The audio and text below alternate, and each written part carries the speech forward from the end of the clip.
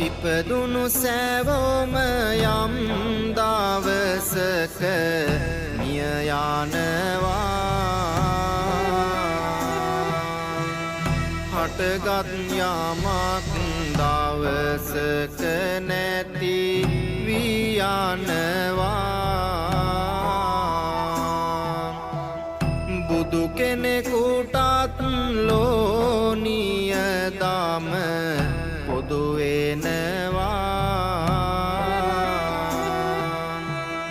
ඇයි ආනන්ද ඔය තරමට වැළපෙනවා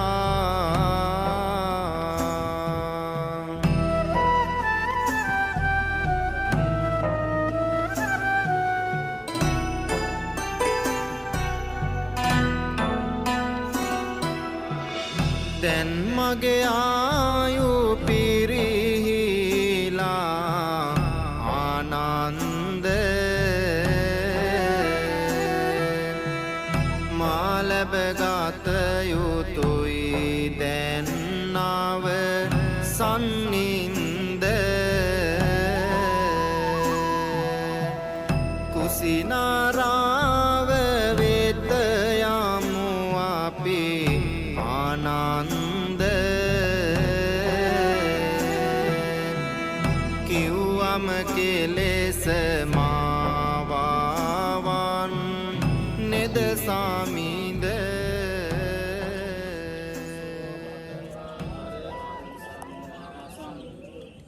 විද්‍යාචරණ සම්පන්නෝ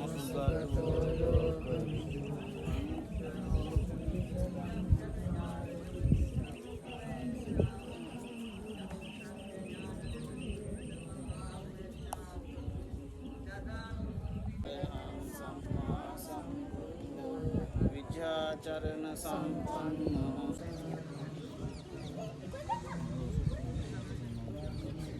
धम्मं शरणं गच्छामि संघं शरणं गच्छामि द्वितीयंपि बुद्धं शरणं गच्छामि तृतीयंपि धम्मं शरणं गच्छामि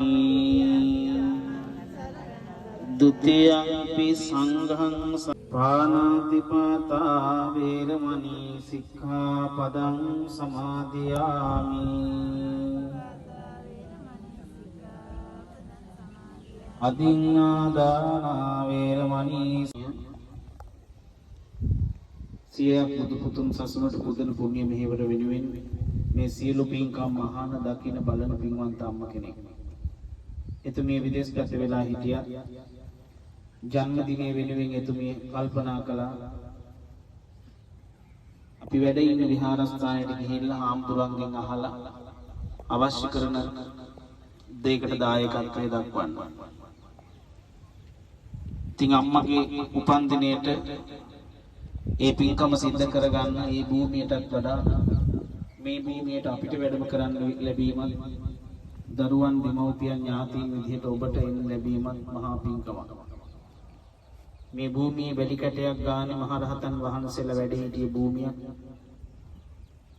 ලෝතර බුදුරජාණන් වහන්සේගේ බුද්ධ අධිෂ්ඨානය පවතින භූමියක්. මහරහතන් වහන්සේලාගේ මහරහත් ගුණයෙන් සිද්ධ කරපු අධිෂ්ඨානයන් පවතින පින්වන්ත භූමියක්. දෙවියන් බඹුන් මිනිසුන් ජීවමාන බුදුහාමුදුරුවෝ වැඩ ඉන්නවා කියන හැඟීමෙන් බුදුහාමුදුරුවෝ දකින්න එනවා වගේ අප්‍රමාණ ශ්‍රද්ධාවකින් මේ ලෝකේ යම් තැනකට යනවද එහෙම ගිහිල්ලා වන්දනා කරන්න තියෙන එකම තැන අපි ඉදිරියේ විරාජමානව වැඩ සිටින මේ රුවන්වැලි මහා සෑ රජාණන් වහන්සේ. ඒ නිසා මේ භූමියේ ඉඳලා තමයි සියක් බුදු පුතුන් සසුනට පුදන මෙහෙවර වෙනුවෙන් පත්මචන්ද්‍ර පින්වන්ත මෑණියන් මේ උතුම් පින්කම සිද්ධ කරන්නේ. ඉතින් අම්මා විදේශ රටක හිටියත් බලලා අප්‍රමාණව සතුට වෙන්න පුළුවන්. ජන්මදිනයේ දවසේ මහා පින්කමක් සිද්ධ කරගත්තට සතුට වෙන්න පුළුවන්. මේ පුණ්‍ය භූමිය අපිට අපේ ජීවිතේ පණ වගේ අපේ ජීවිතේ ඉහළින්ම තියෙන තැන ඒ නිසා මේ පුණ්‍ය භූමිය මම අදිෂ්ඨාන කරලා තියෙනවා. පොඩි හාමුදුරුවෝ 39ක් විතර වැඩ ඉන්න අපේ 100ක් පොඩි හාමුදුරුවෝ සසුන්ගත කරන පින්කමේදී මේ භූමියේ තමයි 50 වෙනි කුල දරුවා සසුන්ගත කරන්නේ. ලංකාවට ලෝකෙට මේ මහා පින්කමේ මිනිසුන්ට අනුමෝදන් වෙන්න අවස්ථාව දීලා. රුවන්වැලි මහසෑය නායක හාමුදුරුවෝ ඉස්සල්ලත් මගෙත් එක්ක කතා කළා. බෝහන්සි කරන කාර්ය අප්‍රමාණයි. ඒ අප්‍රමාණ වූ මහා කාර්යයට මට දෙන්න පුළුවන් උපරිම සහයෝගය දෙනවා කියලා. උන්වහන්සේ බොහොම ගෞරවයෙන් අපට සිහිපත් කළා මේ භූමියේ පැවිදි කරන දරුවෝ 10 දෙනෙක් හරි වෙල දෙන්න කියලා.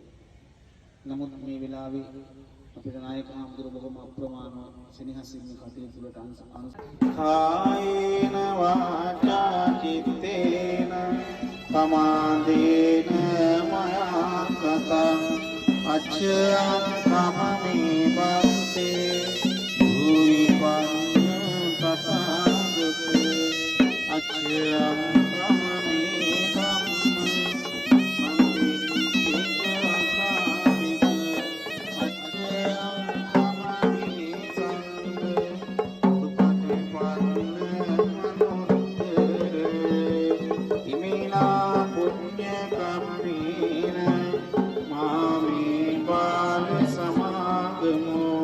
සතං සමාගමෝ හෝතු යාවරිම්බාන පත්තියා ඉදම් මේ පුඤ්ඤ කම්මං ආසවද්දයා හෝතු